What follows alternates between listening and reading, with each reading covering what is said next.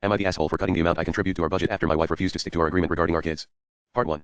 Before my wife and I got married, we made agreements on major things, such as where we'd live, how we'd handle our families, and how we'd raise our kids, deal breakers for both of us. One of those decisions was about how our kids would contribute to the household as adults. We agreed that as long as they were full-time students, they wouldn't have to contribute monetarily to the household budget. They would still have chores, of course. But if they weren't full-time students, they'd get a 6-month grace period, after which they would have to pay rent and buy their own food. Rent would be equal to 1/4 of full-time minimum wage work. We made this agreement in 1998. Our eldest child didn't want to go to university and use the 6 months after high school to work, save money, and plan a trip around the world.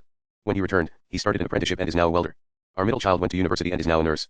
Our youngest child, however, completed 1 semester of college and decided it wasn't for him. He also decided that he didn't want to work. When his 6 months were up, I told him he was responsible for his rent and food budget. But he went crying to his mom, saying he couldn't afford it. Without discussing it with me first, she told him he didn't have to pay. It was a unilateral decision on her part, going against the agreement we had for years.